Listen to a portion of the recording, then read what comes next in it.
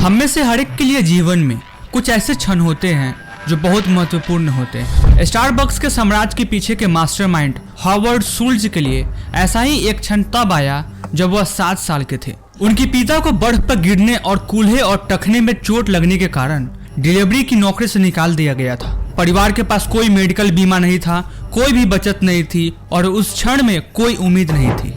आज की बात करें तो हॉवर्ड शुल्ट्ज एक मल्टी अरबपति है और न केवल कॉफी उद्योग को बदलने के लिए बल्कि कई अन्य उद्योगों के लिए भी जिम्मेदार है। अधिकांश लोगों को शायद यह एहसास न हो, लेकिन यह समझने के लिए कि कैसे एक साधारण कॉफी स्टोर एक वैश्विक साम्राज्य बन सकता है, हमें स्टारबक्स के 4 चरणों को देखने की जरूरत है और यह सब 1960 के दशक में शुरू हुआ था। स्टारबक्स की शुरुआत कैसे हुई? ओह, यह गोल्डन बालकर है जो यूरोप भर में यात्रा करते हुए रोम के एक छोटे से कैफे से कैपेचिनो ऑर्डर करता है और इसका स्वाद उस समय की तुलना में बहुत अलग था। अमेरिकी केवल सस्ती इंस्टेंट कॉफी या डिनर से कम गुणवत्ता वाली कॉफी पीते थे। जब वह अपनी यात्रा से लौटा, गॉर्डन इस अनुभव के बारे में अपने 2 दोस्तों को बताया और उन्होंने अमेरिकी बाजार में उच्च गुणवत्ता वाली कॉफी लाने का प्रयास करने का फैसला किया। यह मूल स्टारबक्स है, एक छोटा स्टोर जिसकी कोई बड़ी योजना नहीं है।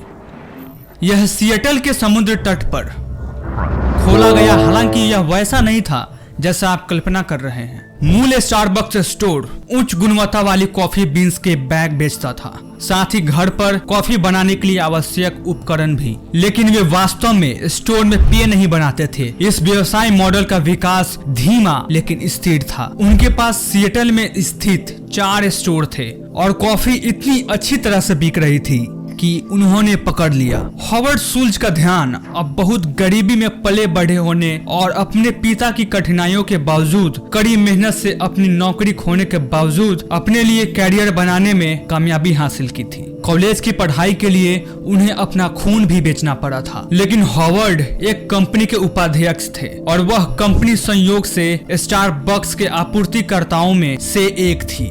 इस तरह हॉवर्ड शुल्ट्ज ने पहली बार स्टारबक्स के बारे में सुना। वह इस छोटी सी कॉफी कंपनी द्वारा किए जा रहे ऑर्डर की मात्रा से हैरान थे और एक दिन सिएटल में उनके एक स्टोर में गए। उन्होंने उनकी कॉफी चखी और तुरंत ही इस पर मोहित हो गए, इतना कि उन्होंने फैसला कर लिया कि वह स्टारबक्स का हिस्सा बनना चाहते हैं। और मैंने उन तीनों लोगों से संपर्क किया जिन्होंने कंपनी की स्थापना की थी, यह देखने के लिए कि क्या वे उस काम पे रखेंगे। वह खुद हॉवर्ड था। स्टारबक्स के 3 संस्थापक किसी और को शामिल होने देने के लिए अनिच्छुक थे और यहाँ तक कि हॉवर्ड की अपनी माँ ने भी उससे कहा कि तुम अच्छा कर रहे हो, इसे किसी छोटी कंपनी के लिए मत छोड़ो जिसके बारे में किसी ने भी नहीं सुना हो। इसके बावजूद हॉवर्ड दृढ़ था और उसे स्टारबक्स की अपार संभावनाएं दिखाई दे रही थी और हॉवर्ड को समझाने के 1 साल से अधिक समय बाद वह स्टारबक्स टीम में शामिल हो गया।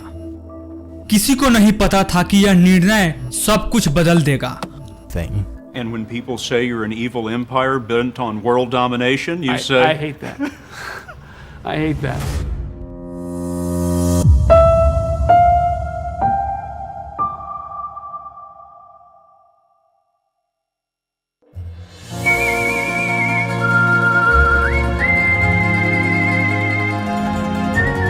इटली और गॉर्डन की तरह ही स्टारबक्स के मूल संस्थापक को भी इटालियंस के काम करने का तरीका पसंद था, लेकिन गॉर्डन को कॉफी का स्वाद और इसे बनाने का तरीका बहुत पसंद था। हॉवर्ड को कुछ अलग अनुभव से प्यार हो गया। अपनी यात्रा के दौरान हॉवर्ड ने इटली में देखा कि कई कॉफी शॉप में कर्मचारी ग्राहकों को जानते थे और जब उनका पेय तैयार होता था तो उन्हें नाम से पुकारते थे। उन्होंने यह भी देखा कि लोग इन कॉफी शॉप में सिर्फ एक ड्रिंक लेने के लिए नहीं बल्कि आराम करने और लोगों से बात करने के लिए भी जाते थे। कुछ लोग तो काम निपटाने के लिए भी जाते थे। उदाहरण के लिए किसी ने कैफे लैटे का ऑर्डर दिया और जब उसने खुद के लिए पेय आजमाया तो उसे लगा कि अमेरिका में कोई भी इसके बारे में नहीं जानता। I was captured emotionally by the Italian coffee bar, the sense of community, the third place between home and work, and I raced back to America thinking this is what I'd like to try and do and transform the Italian coffee experience into the American society. Italy की वह यात्रा Howard के लिए एक रहस्य उद्घाटन थी। उन्होंने बाद में अपने ऑटोबायोग्राफी में लिखा कि मूल रूप से स्टारबक्स ने बेहतरीन कॉफी बीन्स बेची थी, लेकिन वे इसे कप में नहीं बेचते थे। वे कॉफी को उत्पाद के रूप में मानते थे, जिसे बैग में भरकर किराने के सामान के साथ घर भेज दिया जाता था। लेकिन हॉवर्ड को लगा कि वे कॉफी के वास्तविक अर्थ को नहीं समझ पा रहे थे। हॉवर्ड तब तक उत्साहित थे जब तक उन्होंने स्टारबक्स के संस्थापकों को इस विचार के बारे में नहीं बताया, जिन्होंने तुरंत उन्हें खारिज कर दिया। उनका तर्क था कि स्टारबक्स एक खुदरा विक्रेता है, न कि एक रेस्टोरेंट या बार, और वे अपने व्यवसाय मॉडल को पूरी तरह से नहीं बदल सकते और वास्तविक स्टोर में पेय बनाना शुरू नहीं कर सकते।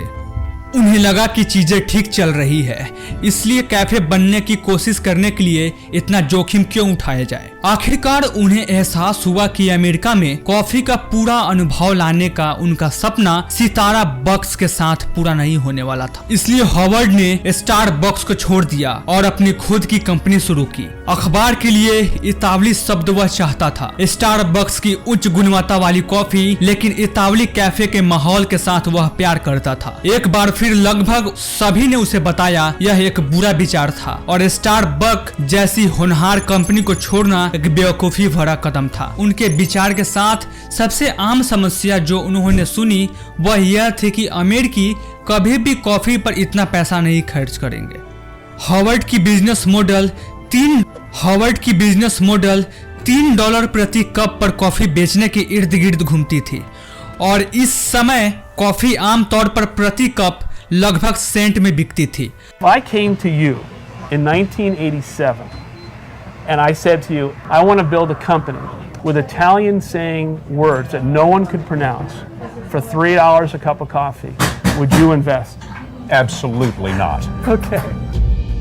लेकिन अगर एक बात है जो आपको अब तक समझ में आ जानी चाहिए थी, हॉवर्ड शुल्ज एक बहुत ही दृढ़ व्यक्ति है और सैकड़ों निवेशकों से बात करने के बाद उन्होंने आखिरकार अपनी खुद की इतावली शैली की कॉफी शुरू करने के लिए पर्याप्त पूंजी जुटा ली। लेकिन एक पल रुकिए, मुझे लगा कि यह स्टारबक्स की कहानी है। यहाँ क्या हो रहा है? आप देख सकते हैं कि हॉवर्ड द्वारा अपनी कॉफी शॉप शुरू करने के 2 साल भीतर ही स्टारबक्स के संस्थापकों ने फैसला किया कि वे इसे बेचना चाहते हैं, क्योंकि वे अभी भी हॉवर्ड के साथ अच्छे संबंध में थे। I was thrilled, and the purchase price was $3.8 million for 6 stores, but I had no money, nothing.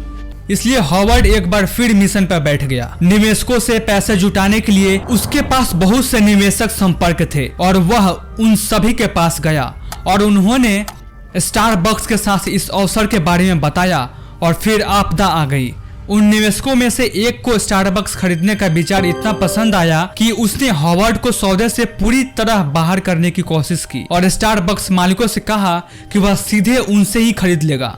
Howard तबाह हो गया क्योंकि वह खुद स्टारबक्स का मालिक बनने के इतने करीब था और आखिरी क्षण में यह उससे छीन लिया गया। उदास और निराश होकर उसने अपने एक मित्र को इस स्थिति के बारे में बताया। And he says to me, come to our office tomorrow morning and meet our senior partner. And I said, okay, who is it? And he said, Bill Gates Sr. And I walk into his office and he says, we're going to go for a walk. And I said, where are we going? And he said, we're going to go see the man. And we walked in. I don't know if he called him. I don't know if there was an appointment. I don't know anything. Bill Gates, all 6'7", 6'8", towers over his desk and says, you should be ashamed of yourself. This is not going to go down. You are going to stand down, and this kid is going to realize his dream. और यह Bill Gates के पिता और दूसरे निवेशक के पीछे हटने और हॉवर्ड शुल्ज द्वारा स्टारबक्स को खरीदने के लिए आवश्यक $1 मिलियन जुटाने के कारण संभव हुआ। वह तुरंत सीईओ बन गए। हॉवर्ड ने स्टारबक्स को कॉफी बीन्स खरीदने की दुकान से बदलकर ऐसी जगह बना दिया जहां वे वास्तव में पेय बनाते और परोसते थे। उन्होंने अपने इल जनाली कैफे को स्टारबक्स स्टोर के रूप में रीब्रांड किया ताकि सब कुछ नाम के तहत एकजुट हो जाए। आखिरकार हार्वर्ड का अमेरिका में इतावली कॉफी शॉप का अनुभव लाने का सपना एक वास्तविकता बन गया। और जब आप जूम आउट करते हैं और टाइमलाइन देखते हैं तो आपको एहसास होता है कि हार्वर्ड में कुछ साल कैसे रहे। 1 साल बाद उन्होंने स्टारबक्स की खोज की टीम में शामिल हो गए, लेकिन उन्होंने टीम को छोड़ दिया। अपनी खुद की कॉफी कंपनी शुरू करने के लिए अब हार्वर्ड स्टारबक्स में वापस आ गए और मेरा विश्वास करें कि चीजें पागल होने वाली थी।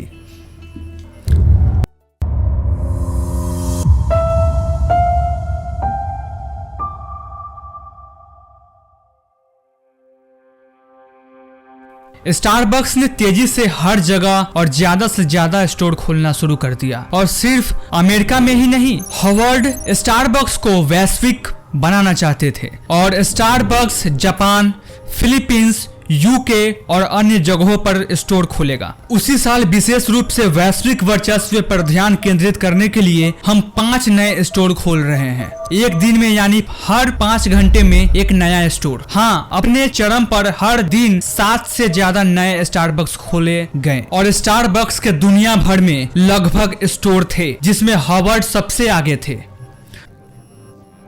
We're opening 5 new stores a day. That's a new store every 5 hours, 24/7. Yeah. उन्होंने स्टोर की संख्या में लगभग 1000% की वृद्धि की। स्टारबक्स हर जगह था। एक दिन अमेरिका के हर घर में स्टारबक्स के लिए अपनी निजी प्लम्बिंग होगी। क्या मैं आपकी मदद कर सकता हूं? One day, every house in America will have their own private plumbing to Starbucks. Can I help you? I'd like to get my ear pierced. Well, better make it quick, kiddo. In 5 minutes, this place is becoming a Starbucks. Who would have believed that Americans would line up by the millions to pay $4 for a cup of coffee? हालांकि जब वित्तीय संकट आया तो यह तेज विकास अचानक से रुक गया। स्टारबक्स के शेयर की कीमत में गिरावट आई क्योंकि रोकने की थी, इसके बजाय वह इसे बहाल करना चाहता था। स्टारबक्स अपने संस्थापक सिद्धांतों के अनुसार स्टोर को एक अनुभव बनाना चाहता था, द एक्सपीरियंस। सबसे पहले उन्होंने स्वचालित एस्प्रेसो मशीनों को हटा दिया। The growth and success of the company in many ways covered up mistakes. उन्होंने जो निर्णय लिए वे सतह पर बहुत अधिक व्यावसायिक समझ में नहीं आए, लेकिन फिर से यह सब उपयोगकर्ता अनुभव पर ध्यान केंद्रित करने के बारे में था और हमारी समस्याओं के चरम पर निर्णय लिया। And the company found itself in tremendous financial trouble. In less than a year, people didn't realize it, of facing insolvency. वह यह था कि हमने अमेरिका में हर स्टोर को बंद करने का फैसला किया ताकि $7 मिलियन की लागत से 1 लाख से अधिक लोगों को फिर से प्रशिक्षित किया जा सके। कई लोग इससे हैरान थे और इसने मीडिया की बहुत सारी सुर्खियां और चर्चाएं पैदा की। Unlike most consumer brands, the brand was really built by the experience. लेकिन हार्वर्ड को लगा कि वरिष्ठता को फिर से प्रशिक्षित करना महत्वपूर्ण था कि कैसे पूरी तरह से बेहतरीन सिग्नेचर ड्रिंक्स तैयार करें, और एक अजीब तरीके से यह फैसला वास्तव में अच्छी मार्केटिंग थी। इससे दुनिया को यह बताने में मदद मिली कि स्टारबक्स अपनी जड़ों की ओर लौट रहा है और गुणवत्ता पर ध्यान केंद्रित कर रहा है, और यह कारगर रहा। कंपनी की वृद्धि में प्रतिशत की वृद्धि हुई। And one of the biggest unorthodox decisions we made at the height of our problems is we decided to close every store in America to retrain over 100,000 people at a cost of $7 million. और यह कोई रहस्य नहीं है कि Starbucks अब लगातार बढ़ रहा है और फिर से विस्तार कर रहा है। वास्तव में इस वीडियो के समय उनके पास दुनिया भर से 100 से अधिक स्टोर हैं, लेकिन फिर से चलिए एक पल के लिए रुकते हैं। स्टारबक्स की कहानी निस्संदेह एक सफलता की कहानी है और हार्वर्ड का गरीबी से अरबपति बनना उल्लेखनीय है। उन्होंने एक विचार देखा, इसे एक नए बाजार में लाया और कड़ी मेहनत और शानदार व्यापार रणनीति के माध्यम से एक साम्राज्य का निर्माण किया। हालांकि क्या संभव है, इससे भी अधिक उल्लेखनीय यह है कि स्टारबक्स किस ओर बढ़ रहा है।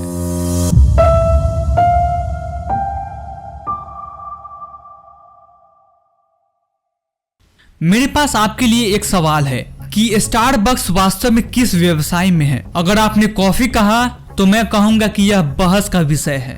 अगर आपने कभी संस्थापक की फिल्म देखी है तो आप इस दृश्य से परिचित। You're not in the burger business. You're in the real estate business. और स्टारबक्स के साथ यह कुछ हद तक समान है।